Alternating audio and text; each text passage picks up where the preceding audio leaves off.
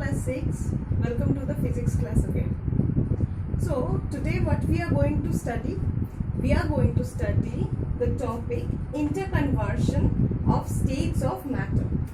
Now what is this interconversion of states of matter? Right. In our last class we have studied about the states of matter. Right. What are they? States of matter. First it was solid. 3 states of matter, those are solid, liquid and gas, right? Now coming to the interconversion, what this term means, so big. Now in our previous class also we have learned, I have said you that whenever you are watching some big terms like interconversion, break this term into half, like inter plus conversion. Interconversion, where inter means, in our previous class if you remember, we have talked about intermolecular space, intermolecular attraction. So inter means within something, okay, and then conversion means converting, right? So interconversion means converting these 3 states of matter. Within these 3 states of matter, that are solid, liquid and gas, the conversion is happening. So something solid is becoming liquid, liquid is becoming gas, again gas is becoming liquid and liquid is becoming solid, right?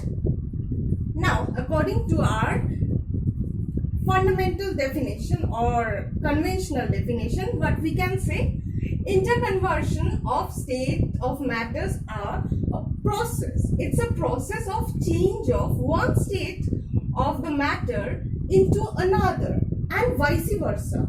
Like they are going to change from one state to another and then they are returning back to their initial state also, without any change in chemical composition. Now this is a big thing. What is chemical composition? All these molecules inside, right? Their components, how they are made up of. In the chemistry also we have learned what is a chemistry. Chemistry deals with the combinations, right? Combination, what a matter is made up of, how it is made up of, what is the properties. So in the physics and chemistry are pretty related, right? By the topics we also understand this. So in this process, interconversion of the state of matter, here the chemical compositions are not changing. Things are not becoming something else that cannot be bring back to their initial state, okay? So there is no chemical changes are happening. So there is nothing new components are making up, okay? So, and this is happening how? Due to the heat exchange. Now, all this process is happening because of the heat exchange.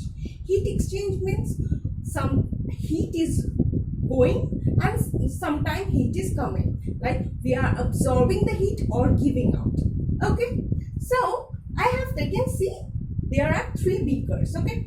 Now, if my drawing is not so bad, then you can understand these are ice. Okay. So this is the state of solid. Understand? Now this is the liquid, that is water. And then here vapors are going up, there are the gas. Okay. So you can see that by this arrow, things are, interconversion is happening. How? Solid is becoming liquid, then liquid is turning into gas. Then again gas is going back into its previous state of liquid and liquid is going back to its solid state. Now how this is happening? Heat is the key point, okay? Now when a solid is converted into liquid, that is what we are called, this process is called melting, okay? See, I have written out here, that process is called melting. Now, so we can write out here that what is happening here, solid is turning into its liquid state. So, if you remember, you know that very well in everyday's life, that if we take out ice from the freezer, then we put it idle. Then what happens? Gradually, this ice starts getting back into its water form, right? is happening? That is happening in a room temperature and in a fixed temperature. So this melting happens in a fixed temperature. Okay, that is what we call melting point, when the total solid converts into its liquid state. Okay, so all the solid are converting into its liquid state in a fixed temperature that we are calling melting point. Okay, it's a temperature. Like for example, in case of water, ice is converted into liquid in 0 degree centigrade.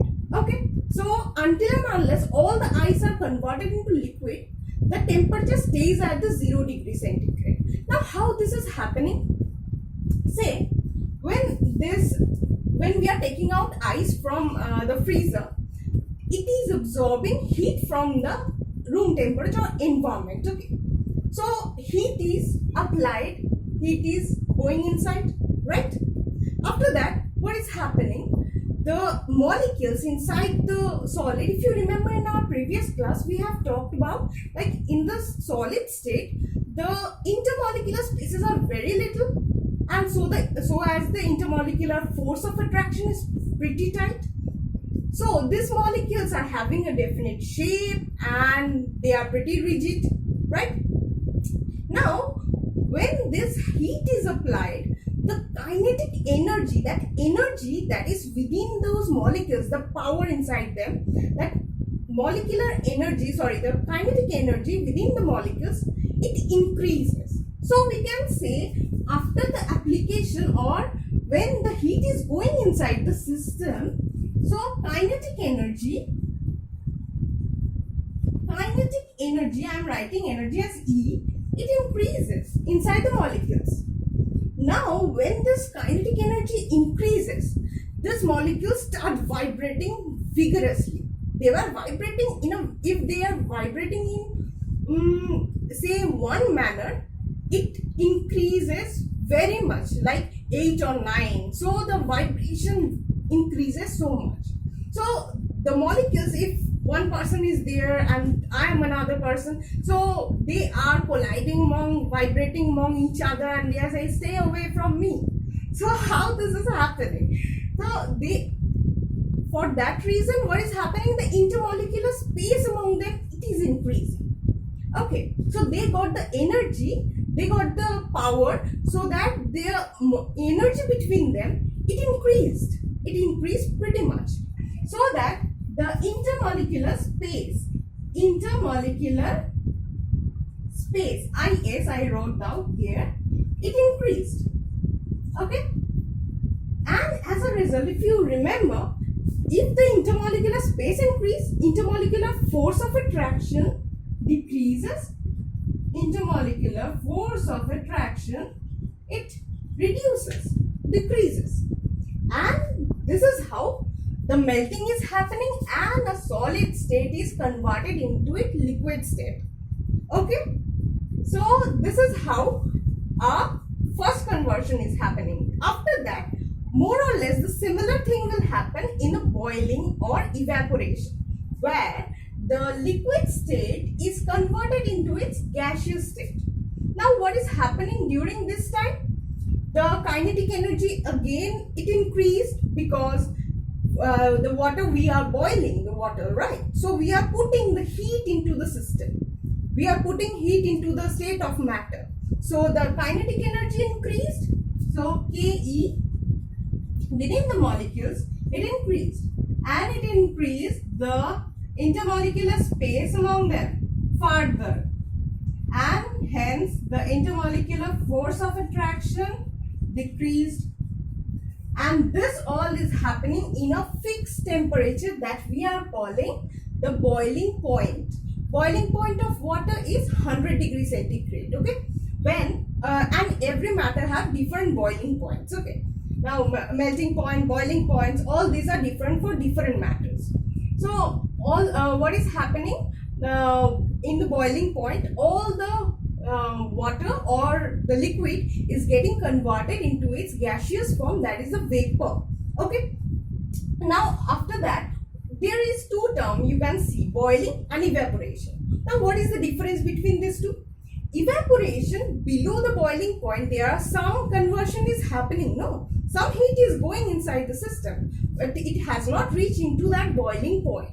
So boiling is happening in the boiling point where the maximum evaporation is happening. Maximum evaporation means the conversion of the molecules, liquid molecules into, the conversion of the liquid into its gaseous form. So the conversion, we can say, under the boiling point, this is the evaporation that is happening. Okay. Now after that, when the temperature attains the boiling point, that is 100 degrees centigrade, there comes what happened. The boiling starts happening and entire temperature that happens like in the normal atmospheric pressure and normal room temperature, evaporation can happen. But boiling happens at the boiling point. Okay. So after that, what we can say now, from there, I have drawn again in the previous bidirectional arrow. Now what this bidirectional arrow means? That means the gas can again be converted into its liquid form. Okay. Now when the reconversion of the gaseous form is converted into its liquid form, then we are calling it condensation. Condensation is when it is happening when we are taking heat from the system. Till now, we were applying heat, right? The things were taking heat. Matters are taking up heat. Now, they are giving up heat. They don't need. So, they need to cool down. They need to cool themselves down. For that reason, when this heated water vapor, when they cools down, what happens when they cool down? This is where gas to liquid conversion happen. This is the process where the vapor or the gaseous state is converted into its liquid state. That is when the liquid gas gets converted into its liquid. So what happens? Kinetic energy, as the heat go out from the system, kinetic energy reduces. So as the molecule starts coming back into close to themselves. So intermolecular spaces decrease and the force of attraction increases among themselves.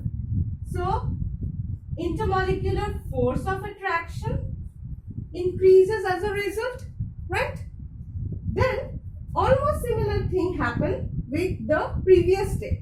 Okay, this condensation also happens in a fixed temperature where it is called condensation point. Okay, then before that, when all the vapor is converted into its liquid state, after liquid it needs to get converted into its solid state, that is the ice, right? So this liquid, they started reducing or they give up more heat. Now when they start giving up more heat, they get converted from the liquid to its solid state. Okay, now again here the kinetic energy reduces in a drastic level and the intermolecular spaces reduces and they come more closer to each other, and the intermolecular forces, they become pretty high and they again regain their solid state and definite shape with rigidity and everything.